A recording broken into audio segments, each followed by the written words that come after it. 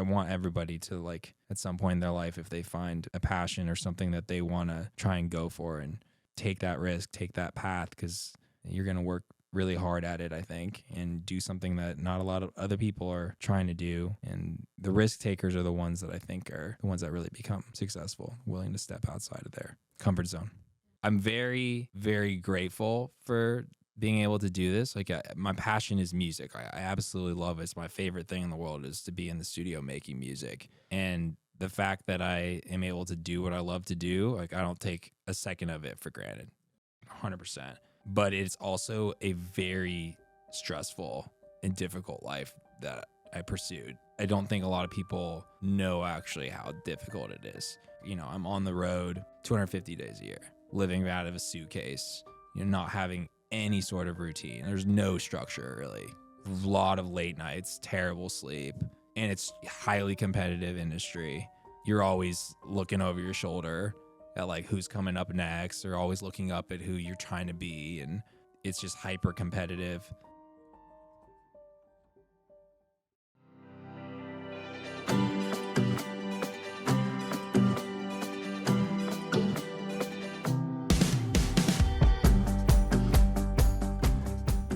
Hello and happy Wednesday. You have two Taylor Lautners. Welcome to The Squeeze. Woo. Thank you for joining us. We are excited and honored you are here today. Yeah. Hope you're having a great week. Week so far. Yeah. If not, Halfway we got through. another half to go, so there's still time to turn it around. Make that U-turn. 3-point turn. But yeah, we are honored to have you and very excited for this episode today. I have selfishly been dying for this one to come out because I have been a personal fan of this individual for quite some time. Yeah. I started listening to his music years ago when all he did was remix songs. Yeah.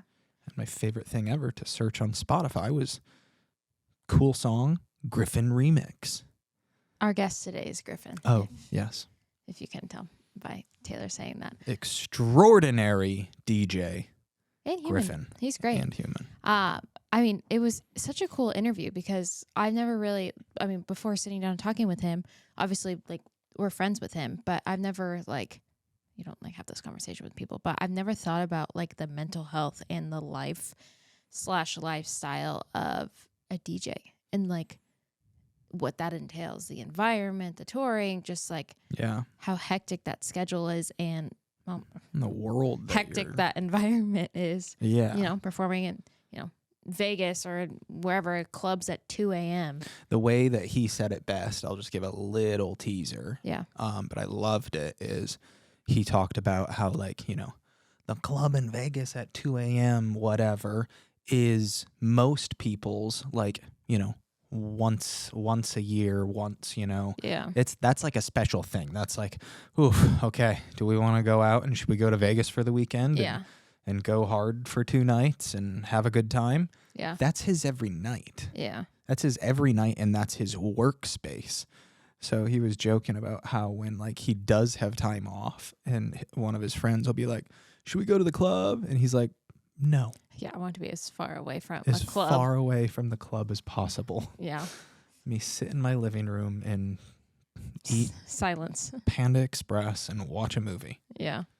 I don't know why I chose Panda Express. I haven't had that in years. I know. It kind of Sounds sounded great, good. though. I know. Orange chicken. Yeah, it A might little pay chow for- mein. I don't know. Oh, frick. That sounds good. Yeah. But it's a great interview. And I feel like it just really brings a unique outlook to a profession that not gets overlooked, but I think kind of does get overlooked in the sense of, talk about artists like touring, like, musician, like singers, but, they have their shows are done at 11. Yeah. Yeah, it's a fascinating conversation, but it's also relatable because Very. we talk a lot about, sometimes how difficult it is to put your well-being Yeah. and your family, your relationships, whatever it is, before your work. Yeah. And it's so easy to get caught up into this, like, spiral of work, focus, like go. Yeah. But as you know, he is Dan Griffin. Dan Griffith is his name. Gryffin is his DJ name. but we're tight, so we call him Dan.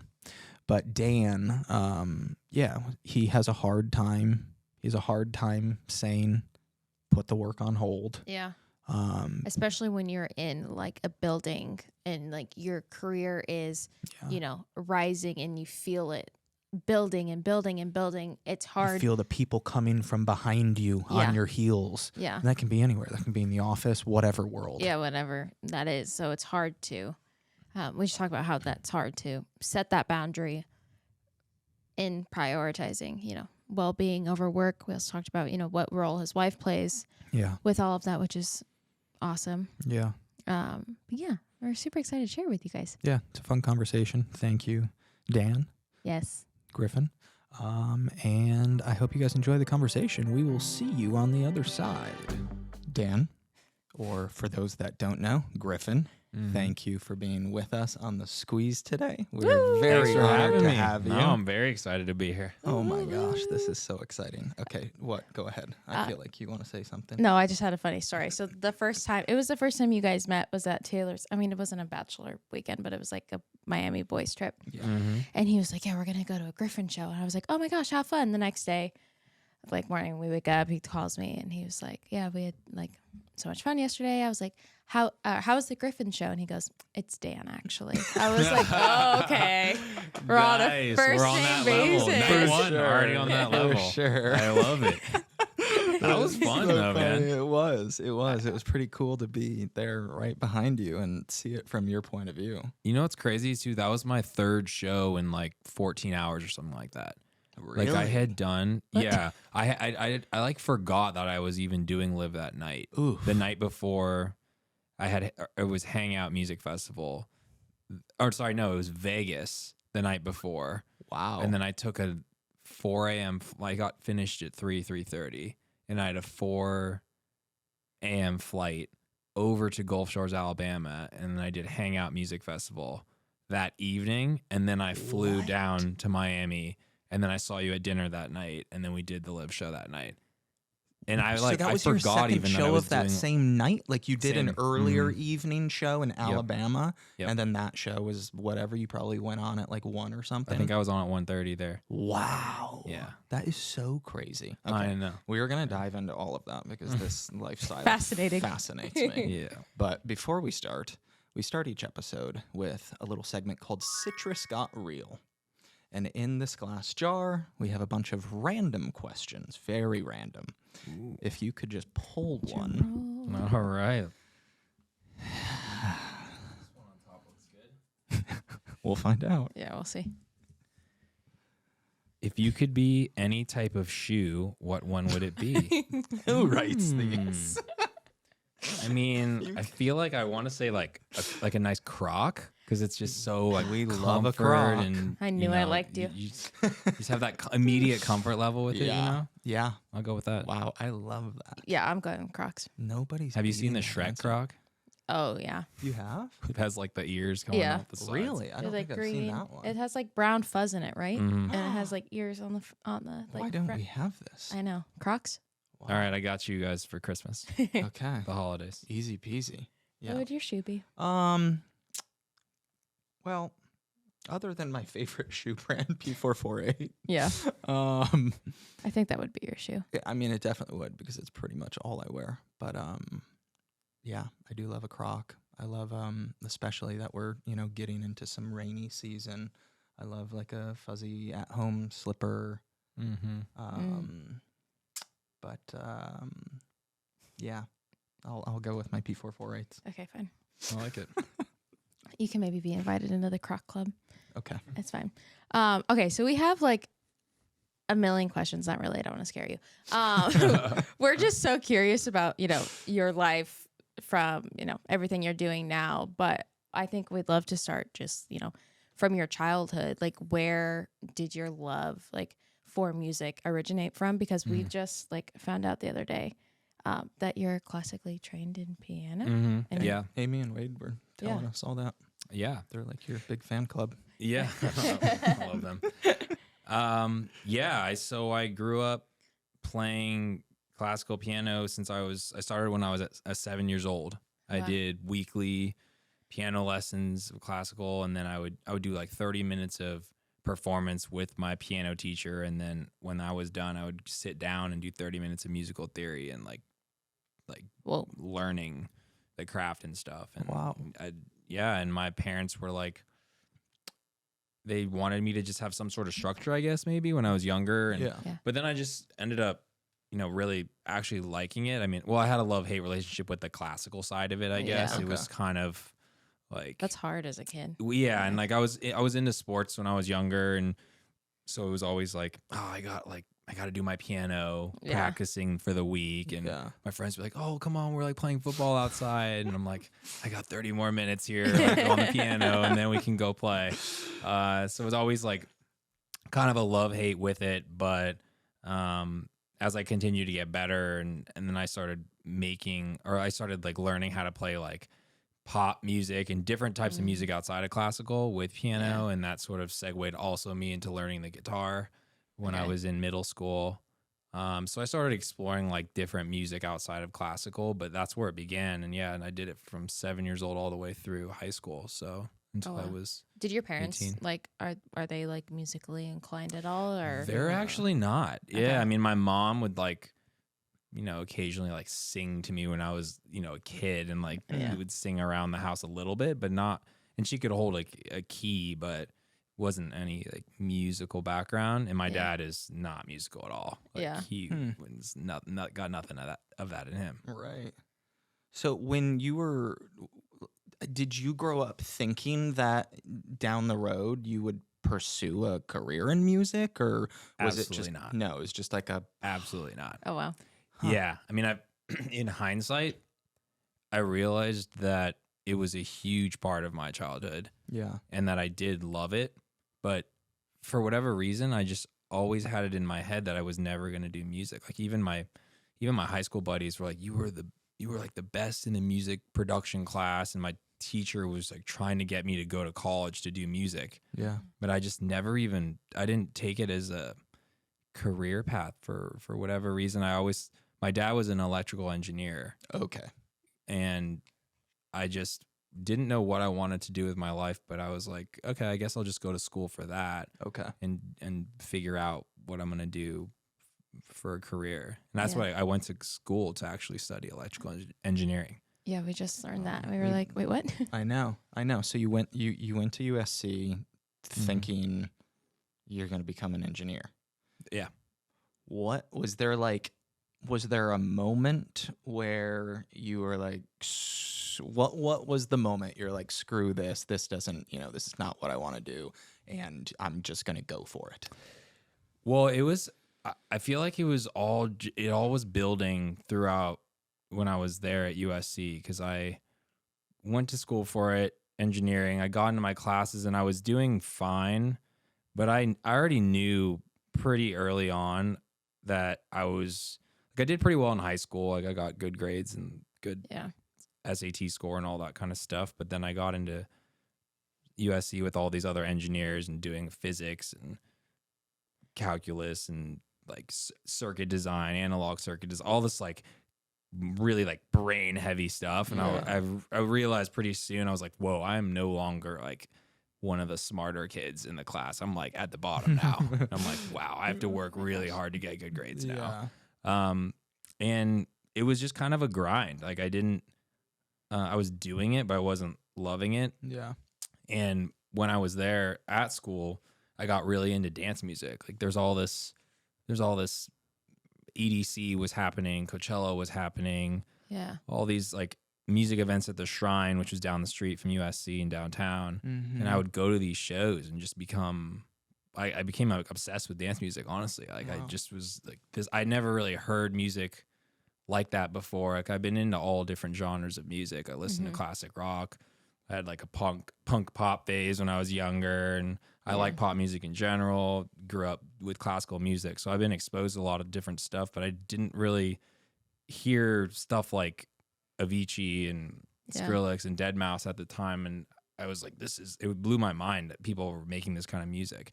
And I kind of became really obsessed with it. And I downloaded, music program on my computer and I was in my dorm room, and in between engineering classes, I was like learning how to make this music. And still, even at that point, I was like, this isn't going to be a career, but this is like a hobby that's keeping my mind away from like the grind and my like not being satisfied with this engineering path that I was on. And at a certain point, I started releasing music on SoundCloud and YouTube, and it just started snowballing from there. And timing wise, I was very fortunate because as I was finishing school, like my senior year of college, I started getting offers to do shows and whatnot. Okay. Yeah. Oh, wow. And it came to a point where as I was graduating, still didn't think I was going to do music. I took a job right after school, and I was 2 weeks into training for my job, and I was about to get assigned on a consulting. It was like an IT consulting gig, actually, was the job. Okay. And right before I was supposed to roll on the gig, I basically started talking to all my friends and peers and parents and stuff, being like, I don't think I want to do this. Like, I think I really want to do this music thing. And I had a lot of really tough conversations at the time. But yeah, I bet. Honestly, everybody at the end of the day was kind of like, you got to go for this. If this is what you want to do with your life, you already have a path to survive financially, and you should go for it. And I remember talking to my boss that I was about to roll onto the project for, and she's like, well, the partners are going to be really pissed. I'm not going to lie, but I'm really happy for you, and you need to go do this for yourself. Oh, wow. And once she told me that, I was like, wow, I'm going for it. Props to that lady. Jeez. I know. That's cool. Vanessa, wherever you are. Thank you. Way to go, Vanessa. Yeah. I don't know if you guys are like me, but when I wake up in the morning, my hair can be all over the place. Hair is all over the place. My pillow's hot, and it's just not a very pleasant thing to wake up to in the morning. And that all changed once we got our Blissy pillowcases. Blissy's award-winning silk pillowcases will help keep your hair looking pretty, not like a rat's nest, but also keep your pillow nice and cool throughout the night. That's something that Taylor struggles with. He sleeps very, very hot, and he is constantly waking up in sweat, needing to flip his pillow over, roll over, and Blissy has been a game changer for him. Not to mention, Blissy is the perfect gift for this holiday season. They have these dream sets that are a pillowcase with an eye cover and a scrunchie in them. They are so cute. They are boxed, ready to gift. I have some ordered already for my family because they just make the perfect gift for anyone, male or female. They're a great gift all around. They also make some super cute kids pillowcases. And you can try it now risk-free for 60 nights at blissy.com/thesqueeze and get an additional 30% off. That's BLISSY.com/thesqueeze and use code thesqueeze to get an additional 30% off. Give yourself the gift of a good night's sleep with Blissy. I was going to say, what was your parents' reaction to you telling them that? They were really, really shocked at first. They weren't mad. It was almost just, they were just surprised. I think they had a hard time understanding it. And I get it. They paid me to, USC is not, it's an expensive school. And for me to just totally pivot out of that education path. I bet that was a little bit of shock for sure. Yeah. So they didn't, it's not that they didn't take it well. They were just like, oh, so, okay, that's what you want to do. We started talking through it more. And I think what did help me again with the fortunate timing was that I was able to finish and get my degree. So there was a bit of comfort there where my parents if this doesn't work out, you at least have that to kind of fall back on. But the gist of it was, if this is really what you want to do, and they saw me doing all this music in my childhood too, and I was the top student of my classical music program and whatnot as a kid. So I think they saw that they saw there was a potential to do well there, and that I was already having opportunities to make money even in music as I was finishing school. And they're like, all right, well, if this is what you want to do, go for it and pursue it and just do the best you can.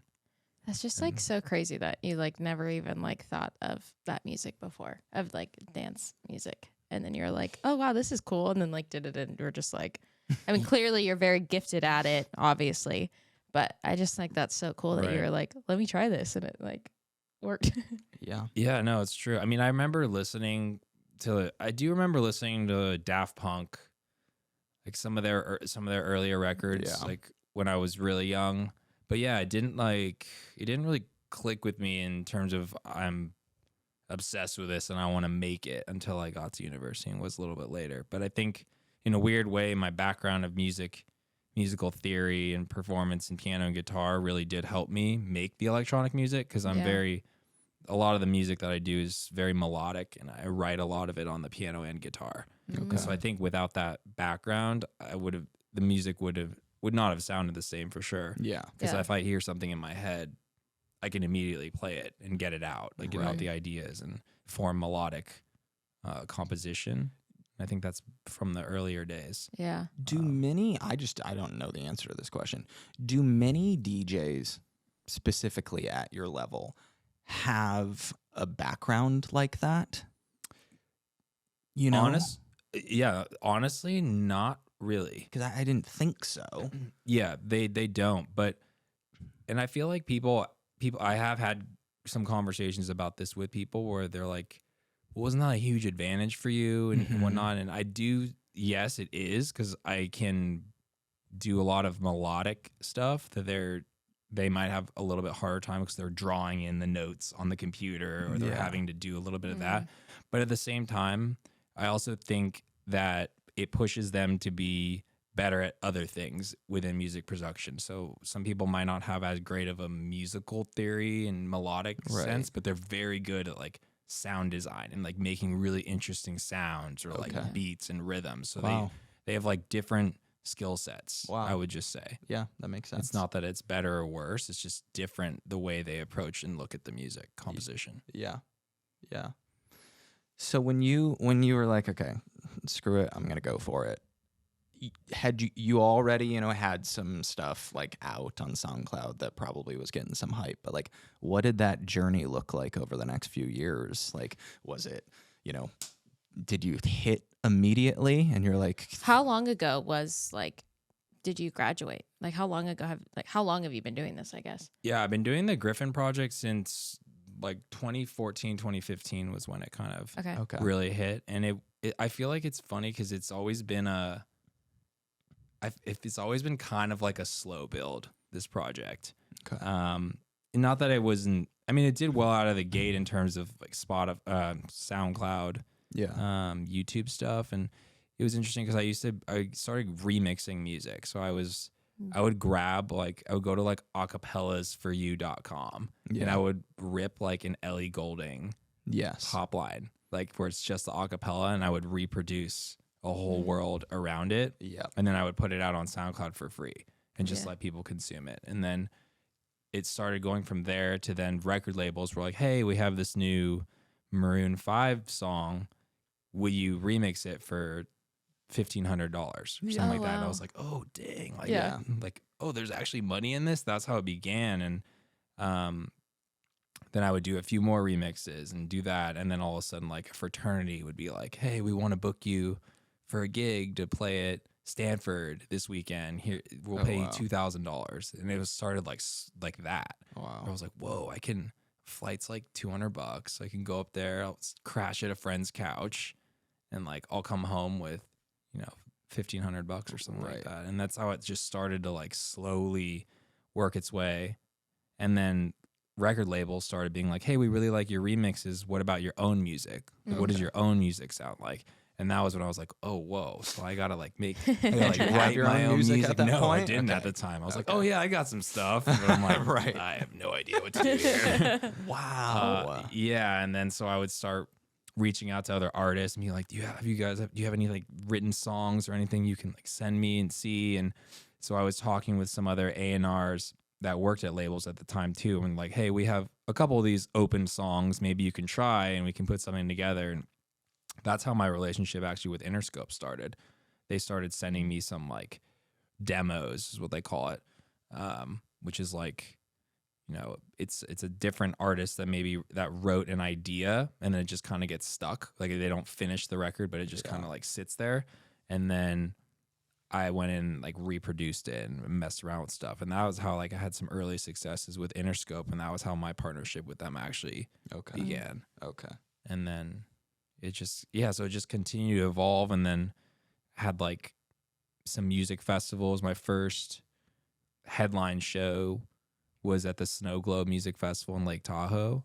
Wow. In 2015. Huh. And that was like my first non like fraternity Yeah. type show. Not that those are bad at all, but it was like my first festival Yeah. like performance. Yeah. And then I had like a headline show in LA and New York that year.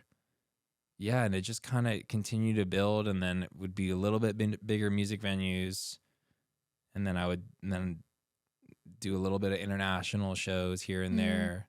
Got to support like Kygo on a big Europe tour like the next year, Coachella, and it just slowly kept building and building. Yeah.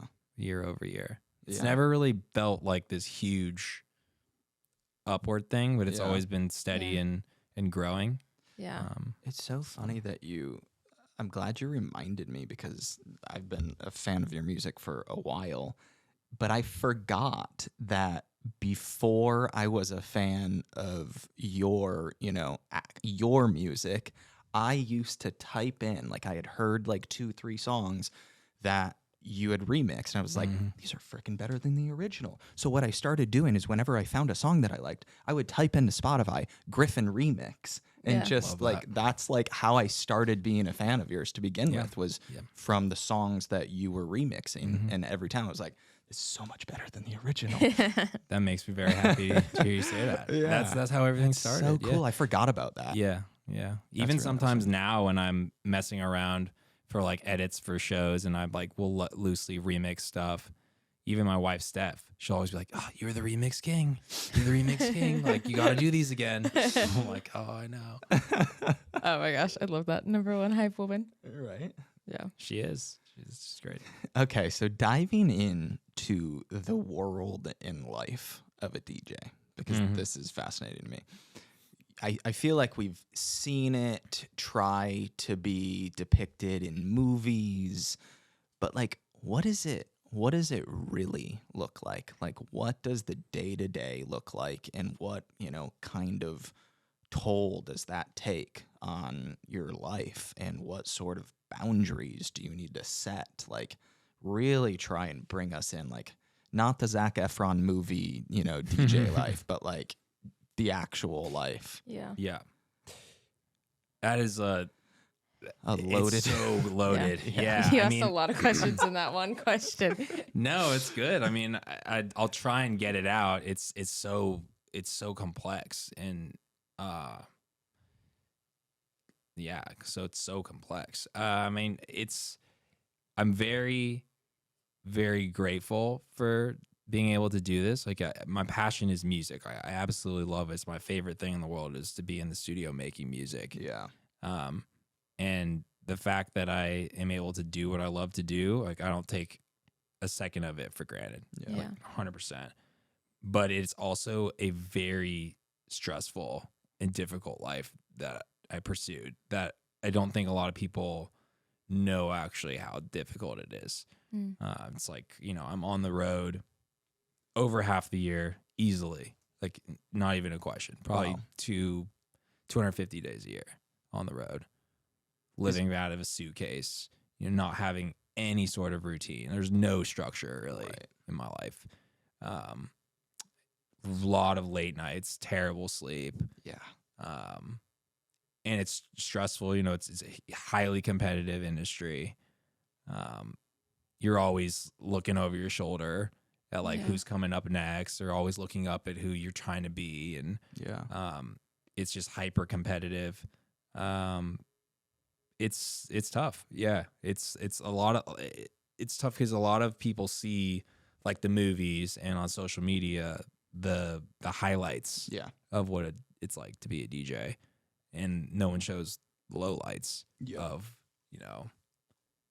songs not doing as well, or you're oversleeping, you're stressed out, and how taxing it can take, the toll can be on you. Like I'm exhausted, every day at some point I'm thinking like how exhausted and burnt out I am. I mean, I haven't had 2 weekends in a row off since Memorial Day weekend. Like I've been out of town. Yeah. Been to Europe 3 or 4 times this summer, Asia 3 or 4 times. I'm going to Asia again in 2 weeks. Like I've just been on the go all the time, and the grind pretty much doesn't always stop. I mean, never stops. Like I just was on the car ride over here, and I was talking about an insane opportunity I have to do an event in 2 weeks, like right after Thanksgiving, basically. And I was convinced I was going to have that weekend off. Yeah. And now I'm just like, oh, guess not. Can't like, say no. Why would I think I have more than 2 weekends off, you know? Yeah.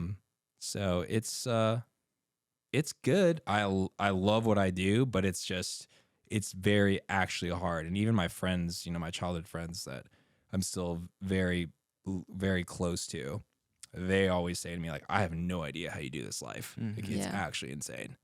Yeah. Like, it's cool that you're doing this, and we love being around you and supporting you and stuff. And it's awesome, the career you've been able to build. But they're like, it's insane what your day to day is really like. Yeah. And I imagine you probably have to live that way if you want to be doing what you're doing at the level, right? Like, it's not like you really have that much of a choice. If you're like, no, I only want to do something, you know, once a month, like, you probably won't be able to, right? No, it's true. I mean, I think any person that really works in entertainment or is a musical artist, I think there's always that like grind period that you just have to do. Like, you have to put in the work. You have to like not sleep well. You have to do so many shows, get in front of so many people, always say yes to opportunities, always be networking, always just working on music. Like, it's just, you got to have that period of time when you're just like, go, go, go, go, go. Yeah. To truly get to that level. Yeah. I mean, even the guys that I look up to that are, you know, global, you know, the huge guys, the huge DJs, they all had that too. Like, they had that grinding period, and I have no idea how some of them do it for 20, 30 years. They're still going at it, but they're good at delegating work, I guess. Maybe that's one thing I got to work on is taking like away some responsibility, because I'm very like detail oriented and I like to be involved in everything. But that's something I got to try and release like some. Me and my husband. For sure. Well, it's tough. You feel like you could be the best at it, and like you don't want to like lose control over what you're trying to build. Yeah. But at a certain point, it's like you do need to trust other people to help, because they're all rooting for you too, and all trying to make you successful, and you need to relinquish some of it to focus on other stuff and relax as well. I relate to that a lot, because it's tough when it's your baby. Yeah. You know, when any of us have our babies that nobody loves more than you do. Exactly. You know, it doesn't feel like work, but you have to like take a step back and protect yourself from burnout, because then who's going to take care of that baby, you know? Exactly. It's so true. Don't miss your chance to get away this season. Fill your sleigh with gifts from Way. Way's best-selling hair and body products are the best gifts for effortless routines, perfect for you and everyone on your list.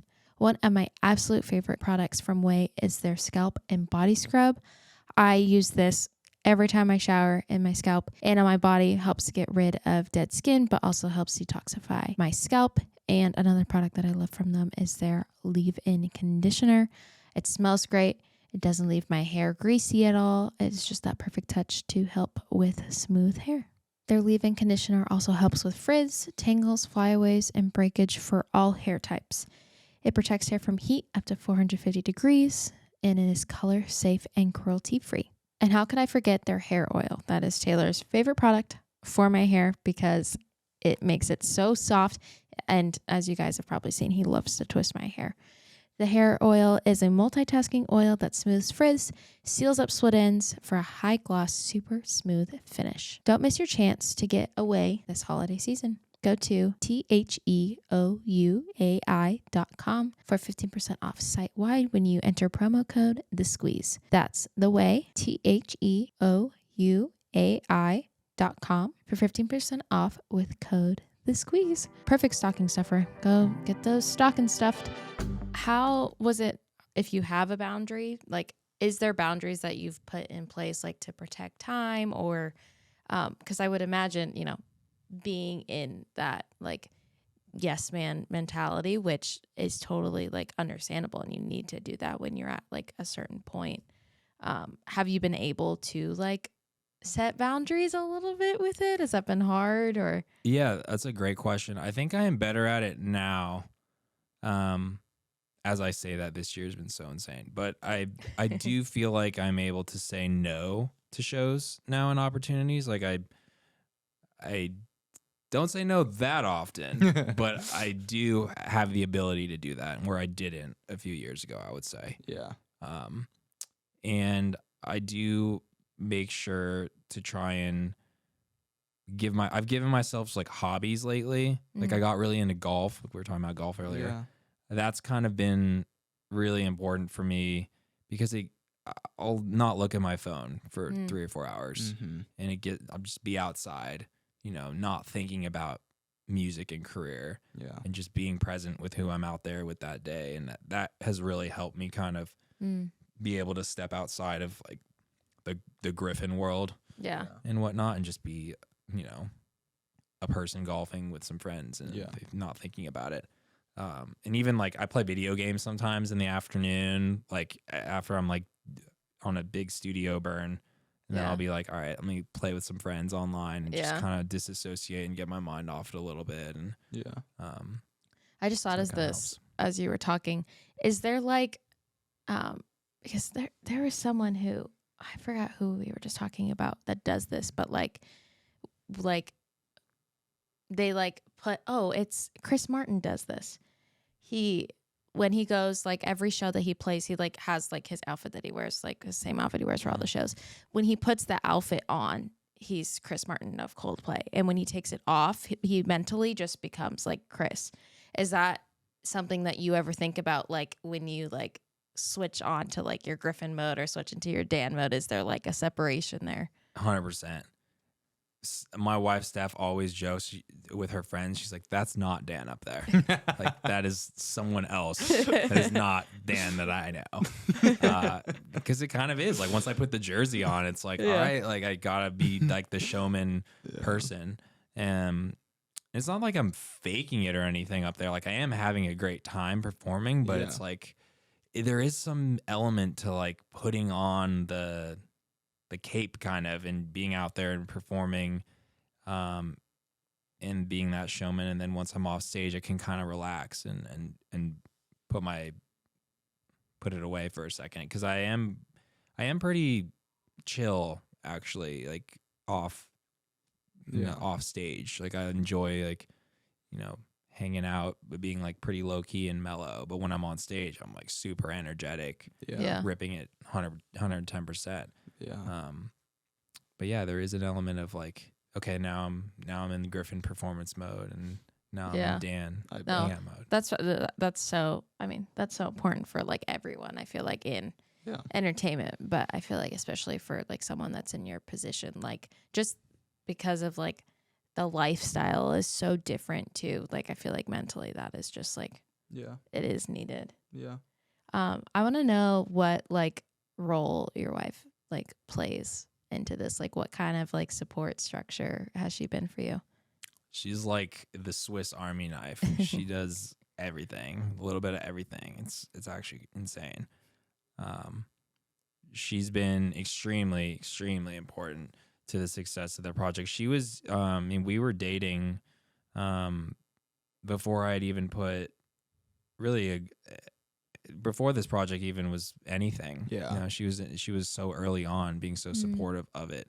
And it's really been great to have her by my side supporting it the entire time, because I know it's all super authentic, and she was there from the beginning, and has seen everything grow. And she's, she is really smart. I mean, she got an accounting a master's in accounting degree. She does so much of the business management wow. for the project. That's great. She does so much of the merchandise and the designing and operations of that. Okay. She's involved in like a lot of the management discussions too, and whatnot. She's also, fully renovating our house that we were discussing earlier, which is also a full-time job. Yeah. She just, and it's actually insane. She really has her hand in a little bit of everything, and just is exceptionally good at multitasking. It's crazy. Like, I'm a terrible multitasker. Right. Oh my I can't like, if I'm working on music and someone calls me, like, I don't know what to do. I'm just Right. like, oh yeah. Can't compute. Exactly. Where she's like, I feel like she's got like 16 phones all like doing other stuff. It's crazy. But yeah, having her has been, the project wouldn't be anywhere where it is without her involvement and support. 100%. Yeah. There's no doubt about it. Are you gonna ask the same question I'm about to ask? Well, I was gonna ask, how has your career, because I could only imagine if it's ever difficult, living the lifestyle you do, but making your relationship a priority. Like, your career, especially the one you live on a daily basis, impacting your marriage.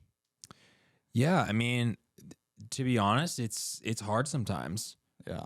Like, it's because there's sometimes not like a separation, because we have our relationship, but then, a business thing comes up, or, it's hard to not talk to her about when it's just like Gryffin related stuff, because it's consumed so much of our day to day. Yeah. And that's something we still work at, honestly. I mean, we try and go out to dinner and we'll like not talk about Gryffin stuff, and talk about family and the dog and friends and whatnot, and try and go on like some mini vacations every once in a while, and really just not talk about work, and that helps for sure. But it's tough. It's a weird industry, weird career to also be partnered with your wife, and trying to have, that healthy relationship, but also have a healthy like work relationship. I actually think we do a pretty good job, but there are days when it's tough, and sometimes I'll be like, in the car, be like, hey, what do you think of this new song I just made? She's like, stop. Like, let's talk about let's talk about something else. Yeah. Like, and I'll be like, all right, you're right. Like, we've been focusing way too much on this. Yeah. How often does she travel with you? She travels a decent amount. I would say like maybe 20 to 30% of the stuff. Okay. So if we're doing like a run in Europe or a run in Asia or music festival run or something like that, or a bus tour, like, she'll come on those. But if it's more one-off stuff, like if I have a weekend in, like, I'm trying to think of an example, like a mini run in like New York, Philly, Boston or something like that, and I come back home, that's like a Thursday to Monday trip, and she'll probably not go to that. Okay.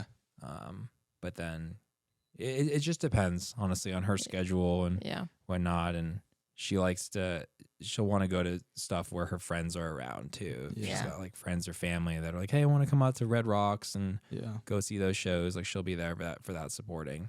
Yeah. So yeah, I'd say like 20 to 30%. Okay. That's cool. Yeah, the working together thing is something that we've been navigating, obviously now doing this together. But yeah, that's something we've been trying to work on, is, making sure, because this is like this, and, like the foundation, this is like our life, and that's like what we do all the time. But, making sure we set aside that time to be like, oh, we're not gonna talk about this, or talk about that over dinner. Like, let's or setting a time limit. Like, Taylor puts like a time limit on me, like being on because I'm on my laptop doing stuff all day. Right. And I'm like, at 6:30, you're done. The laptop's going away. Which I need. And we're going to like watch a show. I don't care what it is. Go for a walk. But laptop's going bye-bye. Yeah. I love that. So do whatever you want until 6:37. Yeah. I love that. We kind of have that too. We try and like watch like a TV show at night, or like if try and get into something that we're both into. Yeah. Yeah. And we'll do that. Like we'll go to dinner this night, or like, oh, we're really into this TV show, and we'll binge it, you know, a couple episodes a night for like 2 weeks or something like that, and that's very fun. Yeah. But sometimes the creative calls me though. Sometimes, like in the middle of a TV show, I'm like, "Oh, I just got an idea. give me 10 minutes," and then I end up being like 2 hours. I'm like, "Oh, I just ruined the night." Creative's calling. I gotta take this. I just thought about this, but just going back to like the career of like DJs and just kind of like the world of it. Is mental health like a thing? Like, is it ever talked about between like people or like in the industry? Not as much as I feel like it should. Yeah. I mean, you do hear it from time to time. There are some artists that speak up about it, but not that often. I mean, I feel like, I mean, I personally haven't talked about it really that much at all,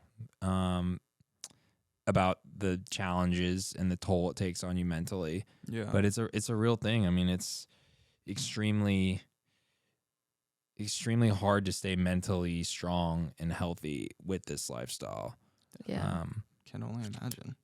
And I wish it was talked about more so people can understand how difficult it is. But at the same time, it's like, it's tough for me because I don't also want people to lose sight like how much I enjoy like this as a career. Right. But it's at the same time, it's like, it's pretty dang hard. Yeah. And taxing. Yeah. Yeah.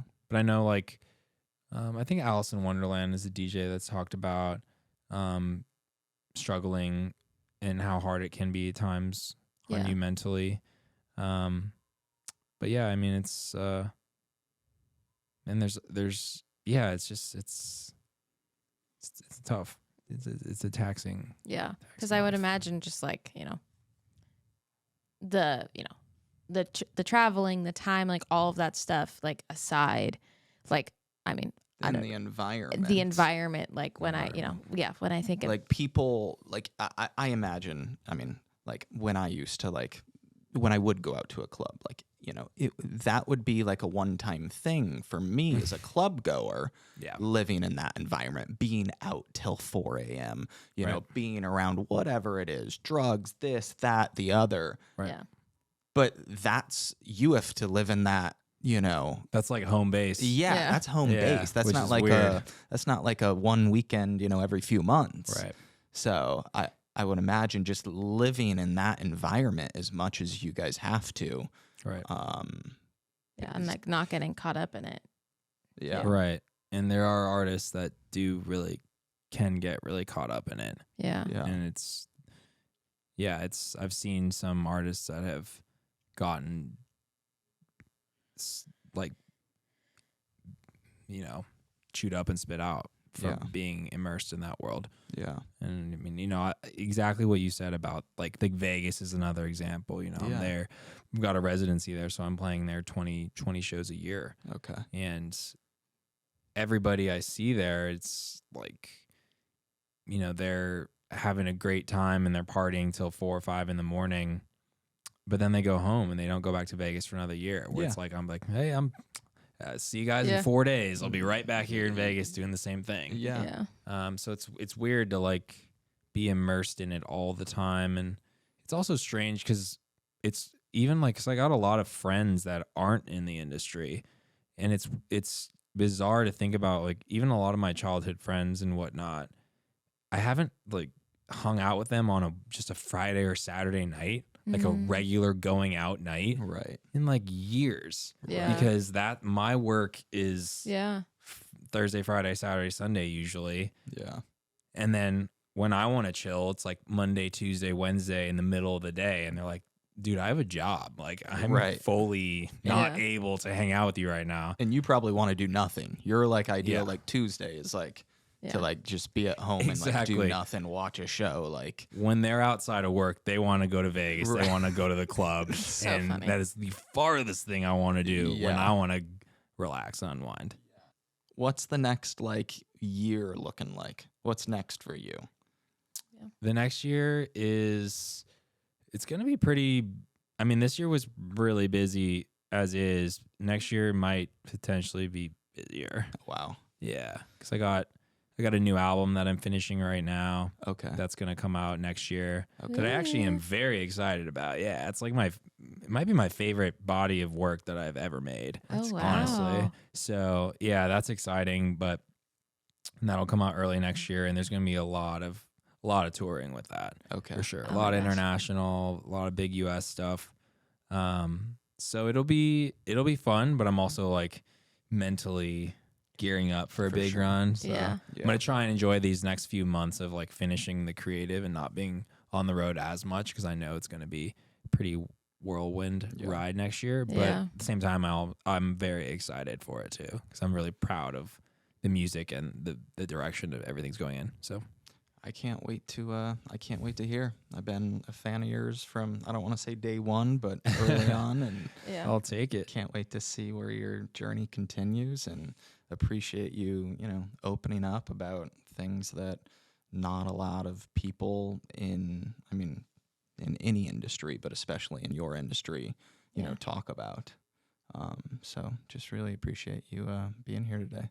Yeah, no, it's good to be here, and I love hanging out with y'all, and love talking everything with you guys. So I'll get some golf lessons so I can keep up with you, because you don't want me out there right now. my game is getting a little bit better. I will say I've been putting in the work. So we'll see. We have a segment called Lemon 11. It's 11 questions. Feel free to rapid fire them as they come to mind. Some of them do require like a couple seconds of thought. So if you can't rapid fire it out, then it's okay. Do we just want to pick a few? Okay, sure. Okay, let's. Okay. We're gonna do lemon 11, but we're gonna do like lemon 4. The quick hitters. Yeah. I Okay. like it. Lemon 7. Okay. Mm. I'll start. Okay. How open are you with people in your life when you're struggling? Better than I used to be. Yeah. Used to be very like contain everything. Yep. I think I've had like kind of when we were talking about the boundaries thing, Yeah. because I would say yes to everything all the time. And so now I'm able to like tell my management and my team, like, I'm really burnt out. That's I need fine. some time off, or Yeah. I need to like say no to this gig. Like I've postponed gigs for the first time in my life this year. Okay. And that was like a big thing because I was open with them for Yeah. the first time, where I was like, I really need to like relax in my body. I'm so stressed out. Like I need some chill time. So Yeah. it's an improving thing. Yeah. Is that I'm more open to it. Love that. Same. I'm asking this question because I'm actually curious. What movie or song title best describes your mental health today? Ooh. What movie? We have a or creative song in the title? chair. I wanted to ask. Okay. Movie is movie or song Movie or title? Yeah. Song title best describes your mental health today. Feel good. Feel good. It's a great song. I like. I'm into that. We can do that one. I'm feeling good. It's got like the night. It's very cozy vibes today. You know, with the rain out there. Rain. It's like It is. we'll go with feel good. I like it. I'm feeling love good that. today. I love that. It's one of my all-time favorites. What is your relationship with social media, and do you think it affects your well-being? Wow, that's like a whole another 45 minutes for you. I get it, and I think I've been able to benefit from it, like having a social media following and a way to connect with fans Yeah. is great, but I really think it's unhealthy, to be honest. Yeah. I really don't think it's that healthy. When I'm on it, I feel like I'm more stressed out. Mm-hmm. I feel like I'm comparing myself with other artists and other people Yeah. constantly on platform. There are some times when I get a good chuckle and enjoy some content A out good there. meme. Yeah, good meme, good funny little short. Yeah. But I think it's pretty darn harmful, to be honest. I think the there needs to be some sort of, at some point, regulation or moderating of it Yeah. more than what's happening now. Yeah. Yeah. And I fear for young people that are getting exposed and immersed in it really For sure. early on. Yeah. Yeah. I don't think it's talked about enough how mentally damaging it can be. I Yeah. always say, like, I have this theory on social media in that it's like cigarettes back in the day, Mm-hmm. where it was like the cool thing. Everybody was using cigarettes. It was Yeah. in movies. It was like, if you were cool, you were smoking. Yeah. And then they realized 10, 15, 20 years later, it's like, okay, this is actually really bad for your physical health. Yeah. And that we need to have restrictions on it. Yeah. And you Yeah. can't just do it everywhere in public. I think social media is the mental Yeah. health equivalent of Yeah. smoking. Wow. That's a good analogy. I think Yeah, 10, it 20, really 30 is. years from now, people are gonna be like, okay, this is terrible for your health. Yeah. You can only. You can do it, Yeah, but it's got to be for warning this amount signs. of time, or you're going to be Yeah. destroying your brain, just Yeah. like you're destroying your lungs, whatever. That's great. Last question I have is, if you can go back to one moment in your life, what moment would that be, and what would you say to yourself? ooh, I know that's the one we usually end on when we do this Oh, segment. I mean, I like it. Good, bad, anything.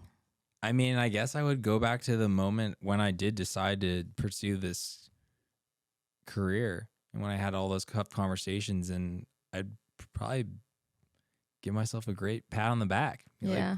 job well done. Like, way to take that leap yeah. of faith Mhm. and go for your passion. Yeah. That's sort of what I try and tell anybody too that's pursuing what they love to do. And yeah.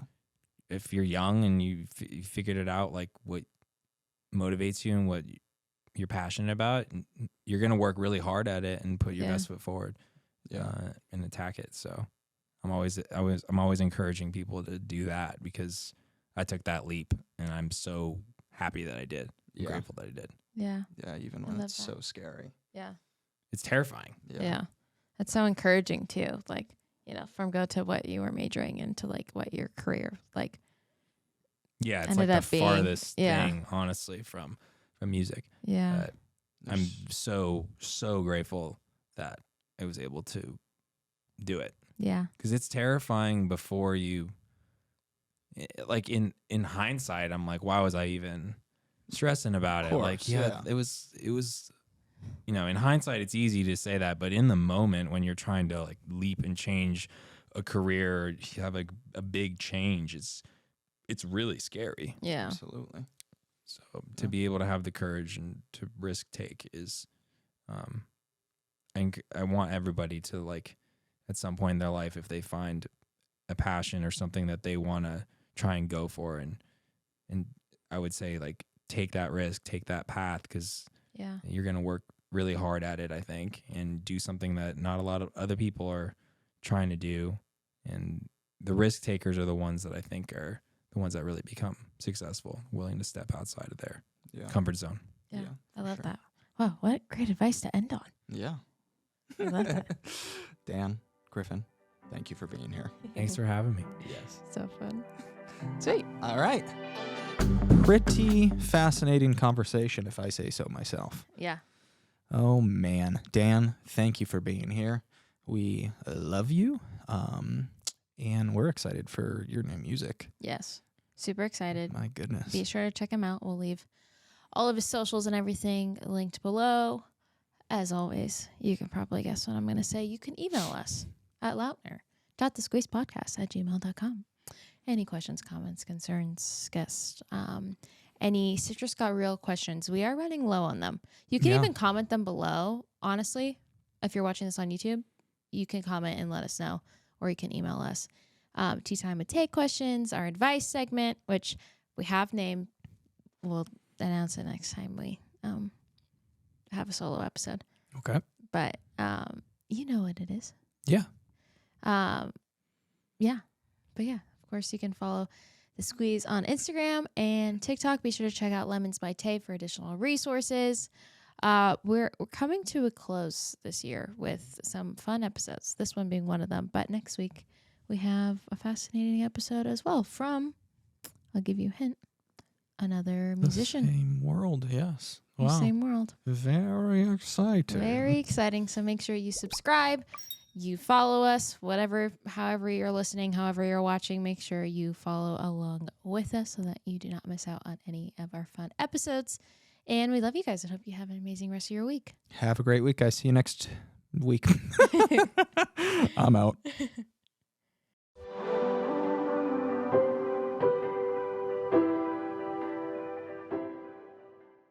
This podcast has been brought to you by Podcast Nation.